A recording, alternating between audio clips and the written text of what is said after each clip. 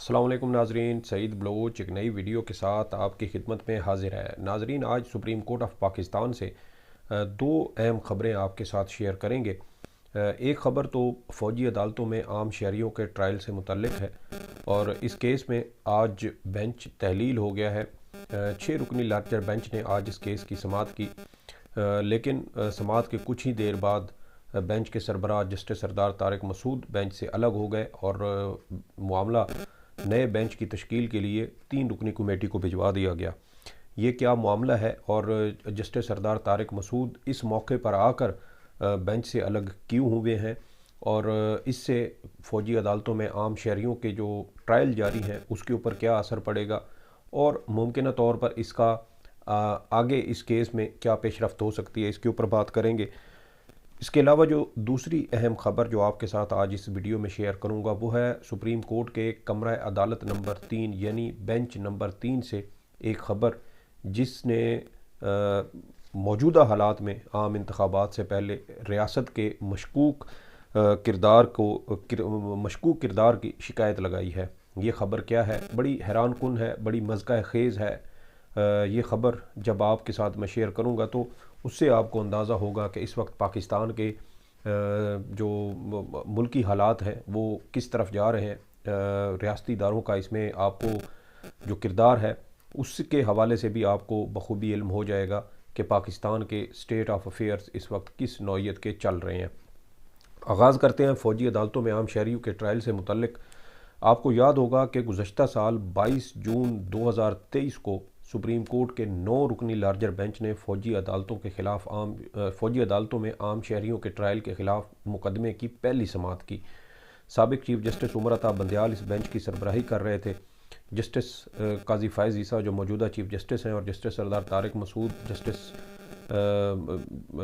منصور علی شاہ، اس کے علاوہ justice Ijaz ul Ahsan, justice منیب Akhtar, justice مظاہر Naqvi, justice عائشہ ملک اور جسٹس یحییٰ آفریدی اس بینچ کا حصہ تھے، اور بہت اہم کیس تھا، اس لیے سابق چیف جسٹس نے 9 رکنی لارجر بینچ تشکیل دیا تھا تاکہ اس معاملے کی اچھے انداز میں اس کی سماعت ہو۔ لیکن پہلی سماعت پر ہی جسٹس قاضی فائز عیسیٰ اور جسٹس سردار طارق مسعود نے بینچ کی تشکیل پر اعتراضات اٹھائے۔ جسٹس قاضی فائز عیسیٰ بینچ سے الگ ہو گئے، اور جسٹس سردار طارق مسعود بھی جسٹس قاضی فائز عیسیٰ کی جو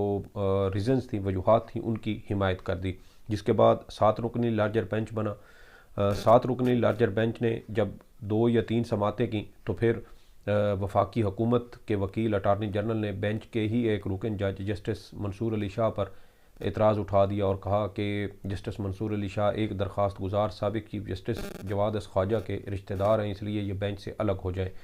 حالانکہ جب 7 رکنی لارجر بینچ تشکیل دیا گیا تھا تو جسٹس منصور علی شاہ صاحب نے کیس کی سماعت کے دوران اٹارنی جنرل اور تمام فریقین کے وکلاء سے یہ پوچھا تھا کہ وہ اس کیس کو سن رہے ہیں، کیا کسی فریق کو اس پر اعتراض ہے، جس کے بعد کسی نے بھی جسٹس منصور علی شاہ کی بینچ میں شمولیت پر اعتراض نہ کیا، لیکن 2 سے 3 سماعتوں کے بعد وفاقی حکومت نے اس کے اوپر اعتراض اٹھا دیا، اور پھر اس طرح جسٹس منصور علی شاہ بینچ سے الگ ہو گئے، اور پھر 6 رکنی لارجر بینچ پیچھے رہ گیا جو اس کیس کی سماعت کرتا رہا۔ لیکن پھر سابق چیف جسٹس عمر عطا بندیال کی ریٹائرمنٹ قریب آئی تو انہوں نے اس کیس کو اپنی ریٹائرمنٹ کے بعد تک کے لیے ملتوی کر دیا، اور جب چیف جسٹس قاضی فائز عیسیٰ نے حلف اٹھایا تو پھر انہوں نے پریکٹس اینڈ پروسیجر قانون کیس کے فیصلے کے بعد انہی 5 ججز پر مشتمل یہ بینچ تشکیل دیا جو سابق چیف جسٹس عمر عطا بندیال کی ریٹائرمنٹ کے بعد 6 رکنی لارجر بینچ میں سے باقی رہ گئے تھے، جس میں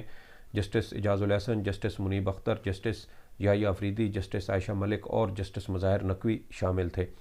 اس 5 رکنی لارجر بینچ نے 23 دسمبر 2023 کو ایک سماعت کی، اور اسی سماعت پر بینچ نے فیصلہ محفوظ کیا، اور تھوڑی دیر کے بعد وہ جو مختصر تحریری فیصلہ تھا وہ جاری کر دیا گیا۔ سپریم کورٹ کے اس 5 رکنی لارجر بینچ نے اس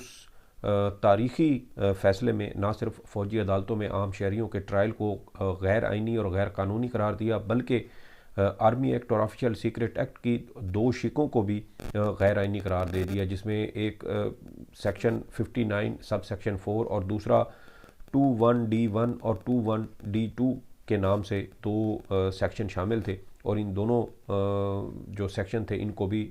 سپریم کورٹ کے 5 رکنی لارجر بینچ نے کالعدم قرار دیا۔ اس کے اوپر پھر وفاقی حکومت، وزارت دفاع اور صوبائی حکومتوں کی جانب سے اپیلیں دائر کی گئیں، اور ان اپیلوں پر پہلی سماعت 13 دسمبر 2023 کو ہوئی، یعنی سپریم کورٹ آف پاکستان میں موسم سرما کی تعطیلات سے 2 روز پہلے۔ اور اس کیس کی سربراہی کر رہے تھے جسٹس سردار طارق مسعود، اور یہ 6 رکنی لارجر بینچ جو ہے وہ 3 رکنی کمیٹی نے تشکیل دیا تھا۔ لیکن جس دن اس کیس کی سماعت ہوئی اس سے ایک دن پہلے، 1 یا 2 دن پہلے، جسٹس اعجاز الاحسن کا ایک خط منظر عام پر آیا جس میں انہوں نے چیف جسٹس پاکستان کو یہ کہا کہ جو فوجی عدالتوں میں جو فیصلے کے خلاف جو اپیلیں دائر ہوئی ہیں، ان اپیلوں کی سماعت کے لیے آپ نے جو بینچ تشکیل دیا ہے وہ بینچ پریکٹس اینڈ پروسیجر قانون کے مطابق درست نہیں ہے، اور انہیں 3 رکنی کمیٹی کے اجلاس کے بارے میں نہیں بتایا گیا، اور نہ ہی بینچز کی تشکیل کے حوالے سے ان سے کسی قسم کا کوئی رابطہ کیا گیا ہے۔ جب یہ اعتراض سامنے آیا تو اس سے اگلے روز یا 1 یا 2 روز کے بعد اس کیس کی سماعت تھی 13 دسمبر کو، اور اس کیس کی سماعت کے دوران فریقین میں سے ایک نے جسٹس سردار طارق مسعود کے سامنے یہ اعتراض اٹھایا کہ یہ بینچ جو ہے یہ پریکٹس اینڈ پروسیجر قانون کے مطابق درست تشکیل نہیں دیا گیا، اس لیے یہ معاملہ دوبارہ 3 رکنی کمیٹی کو بھجوایا جائے۔ اس کے علاوہ جو بینچ کے جو فریقین کے ایک ممبر تھے سابق چیف جسٹس جواد خواجہ، انہوں نے بینچ کے سربراہ جسٹس سردار طارق مسعود پر یہ اعتراض بھی اٹھایا کہ وہ 22 جون کو اپنا مائنڈ ظاہر کر چکے ہیں اور اس لیے وہ اس کیس کی سماعت نہ کریں، لیکن جسٹس سردار طارق مسعود نے بینچ کی سماعت سے الگ ہونے سے انکار کر دیا، اور اسی سماعت میں 13 دسمبر 2023 کو ہی جسٹس سردار طارق مسعود نے وہ تاریخی الفاظ دہرائے جس میں انہوں نے کہا تھا کہ پتہ نہیں یہ بنیادی انسانی حقوق ہمیں کہاں لے کر جائیں گے، اور یہ معاملہ تھا پاکستان تحریک انصاف سے جڑے ان کے ورکرز اور ان کے جو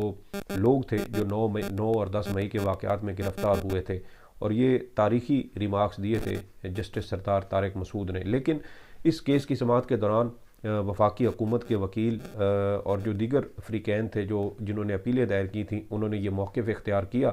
کہ سپریم کورٹ کم از کم فیصلے کو اس حد تک سسپینڈ کر دے کہ فوجی عدالتیں عام شہری جو ان کی حراست میں ہیں ان کے ٹرائل مکمل کر سکیں۔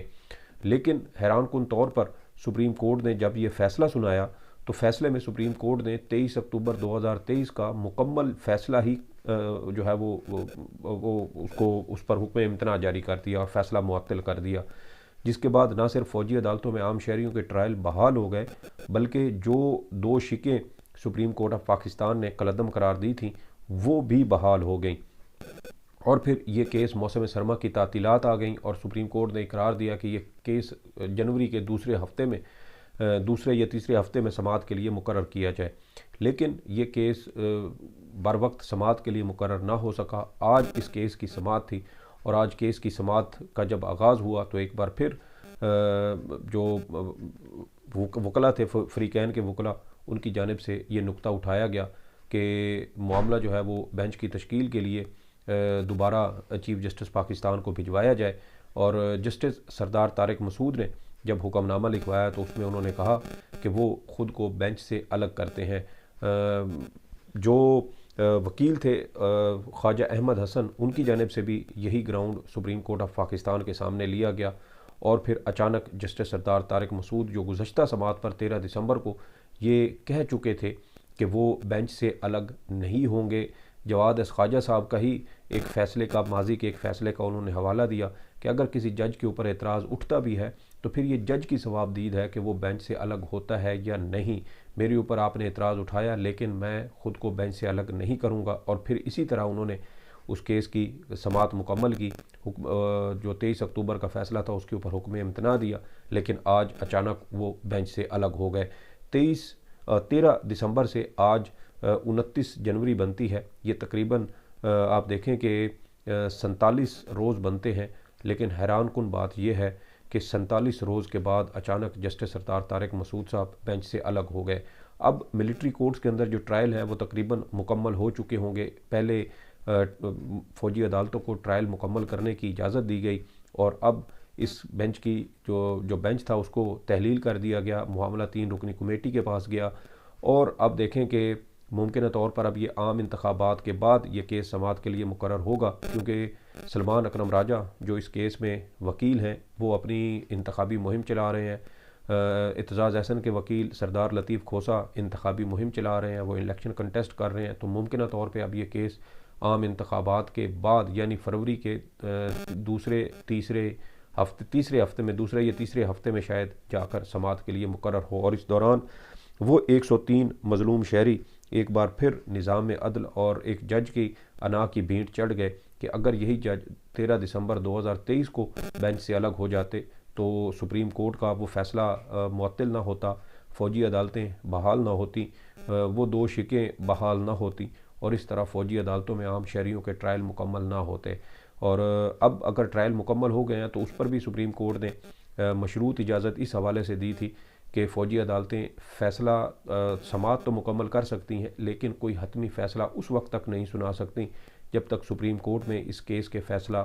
جو ہے وہ اس کیس کا فیصلہ نہیں ہو جاتا۔ اب دیکھیں کہ 103 ملزمان ہیں جو 9 اور 10 مئی کو گرفتار ہوئے، اور آج تقریباً کوئی 7 یا 8 ماہ ہونے کو ہیں، اور ابھی تک ان کی قسمت میں انصاف نہیں لکھا گیا۔ بہت سارے لوگ اس میں ممکنہ طور پر بری بھی ہو جائیں گے، اور کچھ ایسی اطلاعات بھی ہیں کہ کچھ لوگ اس میں جو ہے وہ ان کو بے گناہ بھی قرار دیا گیا ہے۔ یہ تفصیلات بھی جلد منظر عام پر آ جائیں گی، لیکن سوال یہ پیدا ہوتا ہے کہ جسٹس سردار طارق مسعود نے بینچ سے الگ ہونے سے اتنی تاخیر کیوں کی؟ جو اعتراضات اب ان کو یاد آئے ہیں، یہ اعتراضات تو 13 دسمبر کو بھی ان کے اوپر اٹھائے گئے تھے، لیکن اس وقت انہوں نے بینچ سے الگ ہونے سے انکار کر دیا تھا۔ لیکن آپ دیکھیں کہ ہمارا نظام عدل کی یہ افسوسناک صورتحال ہے کہ 103 لوگ 8 ماہ سے جیلوں میں ہیں، زیر حراست ہیں، نہ ان کو سزائیں ہو رہی ہیں، نہ وہ بری ہو رہے ہیں، نہ ان کے مقدمات لگ رہے ہیں، اور نہ ہی ان کو سزا ہو رہی ہے اور نہ ہی رہائی مل رہی ہے۔ اس کے علاوہ جو دوسری اہم خبر آپ کے ساتھ شیئر کرنی ہے وہ ہے بینچ نمبر 3 جسٹس منصور علی شاہ کی عدالت کی میجر ریٹائرڈ طاہر صادق جو پی ٹی آئی کے اٹک سے امیدوار ہیں، ان کے کاغذات نامزدگی سے متعلق یہ کیس کی سماعت تھی۔ آج کیس کی سماعت کا آغاز ہوا تو میجر ریٹائرڈ طاہر صادق کی اہلیہ کمرہ عدالت میں پیش ہوئیں۔ اس کے علاوہ جو اعتراض کنندہ تھا جس کی جانب سے میجر ریٹائرڈ طاہر صادق کے کاغذات نامزدگی کے حوالے سے اعتراض اٹھایا گیا تھا، وہ شخص بھی عدالت کے روبرو پیش ہوا، اور انہوں نے کہا کہ میری جانب سے کوئی اعتراض ہی نہیں اٹھایا گیا، جس پر جسٹس منصور علی شاہ نے حیرانی سے پوچھا کہ اگر آپ نے اعتراض نہیں اٹھایا تو پھر یہ کاغذات نامزدگی مسترد کیسے ہوئے؟ اور اس کے بعد عدالت نے عام انتخابات کے بعد اس ریٹرننگ افسر کو بھی پیش کرنے کا حکم دیا ہے جس نے میجر ریٹائرڈ طاہر صادق کے کاغذات نامزدگی مسترد کیے تھے۔ سوال یہاں پر یہ ہے کہ یہ خبر تو چھوٹی سی ہے، لیکن آپ ریاست کے جو کردار ہے اس کو دیکھیں کہ کیسے ایک امیدوار جو پاکستان تحریک انصاف سے تعلق رکھتا ہے، اس کے کاغذات نامزدگی مشکوک انداز میں وہ مسترد کروائے گئے، اور جو اعتراض کنندہ تھا اس کو معلوم ہی نہیں تھا کہ اس کی جانب سے کوئی اعتراض اٹھایا گیا ہے، اور سپریم کورٹ میں جب وہ پیش ہوا تو اس نے کہا کہ میرے علم میں نہیں ہے کہ میں نے کوئی اعتراض اٹھایا ہے۔ اور دوسری جانب آپ ریٹرننگ افیسر کو دیکھیں کہ اس نے مشکوک انداز میں جو ہے وہ پی ٹی آئی کے امیدوار کے کاغذات نامزدگی مسترد کر دیے۔ یہ وہی جو ریٹرننگ افیسر ہیں جن کو موجودہ چیف جسٹس قاضی فائز عیسیٰ کے حکم پر الیکشن کمیشن نے تعینات کیا۔ پی ٹی آئی کی درخواست کو جو لاہور ہائی کورٹ میں زیر سماعت تھی، اس پر لاہور ہائی کورٹ کا ایک آرڈر تھا جس میں